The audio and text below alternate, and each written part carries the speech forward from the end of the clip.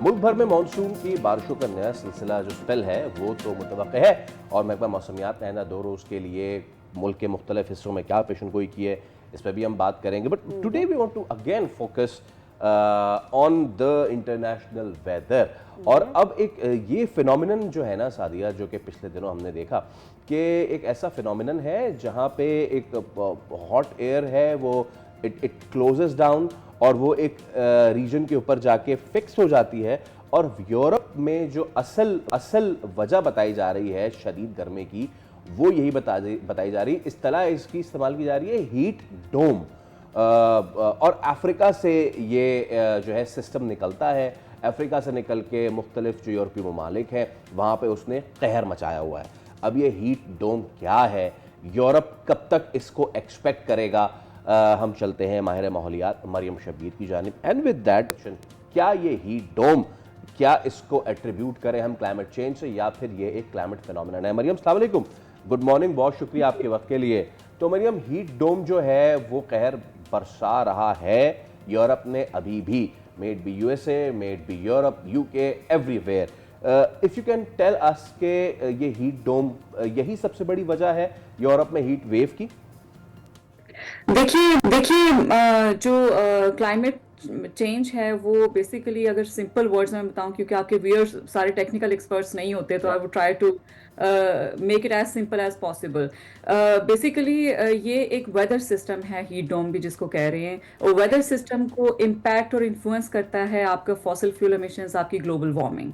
और साथ ही साथ इस साल आपका इम्पैक्ट जो एडिशन हुआ है वो आपका एल नीनो का है, जिसमें आपके जो ओशियंस हैं वो आपके उसमें उनकी कैपेसिटी जो है वो ख़त्म हो गई है। और ओशियंस आपके क्या करते हैं कि कार्बन डाइऑक्साइड को, ग्रीन हाउस गैसेस को एब्जॉर्ब करते हैं। तो इतने ज़्यादा आपकी एमिशंस दुनिया में हो रही हैं ग्लोबल वार्मिंग की वजह से। आपकी मीथेन है, कार्बन डाइऑक्साइड है, आपकी और ग्रीन हाउस गैसेस हैं एटमॉस्फेयर में, कि कैपेसिटी ओशियंस की ख़त्म हो गई है। दूसरी तरफ जो ग्रीन वेजिटेशन होती है वो भी काइंड ऑफ आपका कार्बन सिंक होता है, वो भी आपका एब्जॉर्ब करता है, वो जो है वो ख़त्म होती जा रही है। चाहे वो आप ग्लोबल नॉर्थ देखें या ग्लोबल साउथ देखें, हर तरफ यही सूरत हाल आपको नजर आ रही है। और इसके अगर हम रूट कॉज को देखें, फॉसिल फ्यूल तो डेफिनेटली है ही है, लेकिन द बिगेस्ट कैच इज की पॉपुलेशन।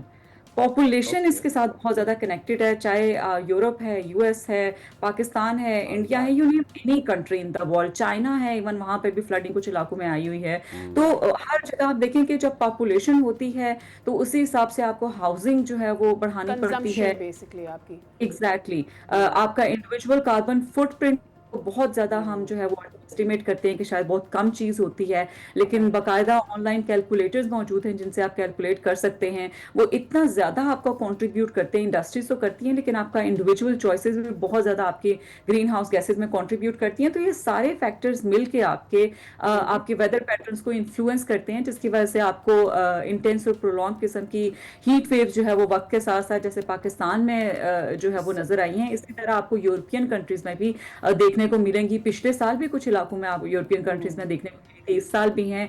और अगले साल तो हॉटेस्ट ईयर ऑन अर्थ होगा पूरी दुनिया के लिए एल नीनो की वजह से, क्योंकि bye the end of the year आपका एल नीनो का जो इम्पैक्ट है वो बहुत स्ट्रॉन्ग किस्म का जो है वो मजीद हो जाएगा। अभी भी डेवलप हो 95% से ऊपर है, और by the end of the year मजीद आपका इंटेंस हो जाएगा। अब मुझे ये बताइए कि आपने कहा कि कार्बन एब्जॉर्ब करने की या ग्रीन हाउस गैसेस एब्जॉर्ब करने की समंदर की जो ताकत है या उसकी जो कैपेसिटी है वो ख़त्म हो जाती है।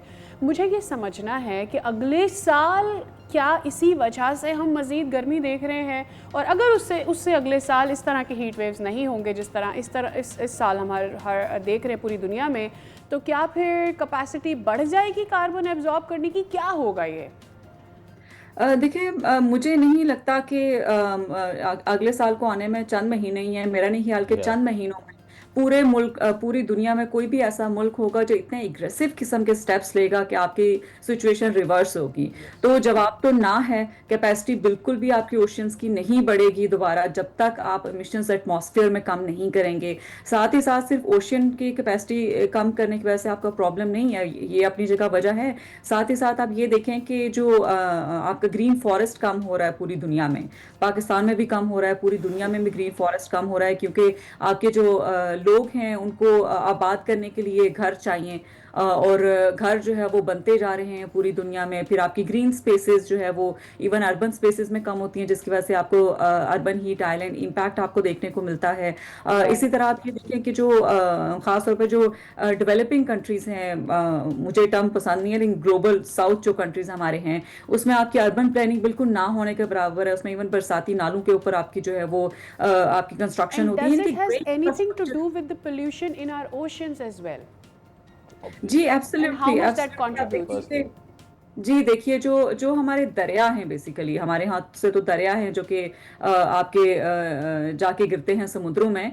तो समुद्र में तो जो आपकी पोल्यूशन है वो आपको देखने को मिलती है, लेकिन उतनी मेरा नहीं ख्याल आपको देखने को मिलेगी। आपके जो मेरीन जो है वो वहाँ पर एक्टिविटी होती है, उसकी वजह से पोल्यूशन आपको मिलती है। और वो नेशनल सिक्योरिटी के अंडर रहने की वजह से काफ़ी सारे ममालिक में वो नो गो एरिया होता है, उसके ऊपर कोई बात नहीं करता है, ना ही उसके एमिशंस को उस तरह से कैलकुलेट किया जाता है। लेकिन दरियाओं के अंदर जो फुजले फेंके जाते हैं, चाहे वो आपके इंडस्ट्रियल हैं, चाहे आपके हॉस्पिटल वेस्ट है, आप इवन कराची बीच के ऊपर चले जाएं, ज़्यादा दूर अगर हम ना जाएं तो बहुत ज़्यादा आपकी उसमें गंदगी देखने को मिलती है। बाहर के ममालिक में एटलीस्ट आपको ये देखने को मिलता है, जो ग्लोबल नॉर्थ है, जैसे अगर यूएस की मैं पर्टिकुलरली बात करूँ जहाँ मैं रहती हूँ, तो वहाँ बिल्कुल दरिया के ऊपर मकान बने हुए हैं। और मैं हमेशा जब वहाँ से गुजरती हूँ, इट्स सो अनफॉर्चुनेट, मैं जब भी वहाँ से गुजरती हूँ तो मैं अपने हस्बैंड को यही कह रही होती हूँ कि अगर ये पाकिस्तान में होता तो ये इस वक्त कचरे से भरा होता, लेकिन वो बिल्कुल साफ सुथरा होता है, क्योंकि सफाई की और कचरे का निज़ाम जो है वो जो आपके ग्लोबल नॉर्थ है एटलीस्ट उनमें उनका मैकेनिज्म है, जिसकी वजह से आपको उस तरह से पोल्यूशन शहरों में देखने को नहीं मिलती है जिस तरह से आपको ग्लोबल साउथ में देखने मरियम, ये बात आपकी बिल्कुल ठीक है, बट ग्लोबल नॉर्थ की कार्बन एमिशन हम ग्लोबल साउथ वालों को बहुत हिट कर रही है। मरियम, इस पे आगे चल के जरूर बात करेंगे। Thank you so much for your time, it was a pleasure hosting on the show. Last comment in that, yes, इंसानों को हमें बसाना पड़ेगा, लेकिन उन इंसानों को बसाते बसाते कहीं यही ना भूल जाए कि हम कुदरत के साथ इतना खिलवाड़ करें कि कुदरत वापस आए और अपनी जगह वापस ले। सब्सक्राइब करें और बेल दबाएं ताकि कोई खबर रह न जाए।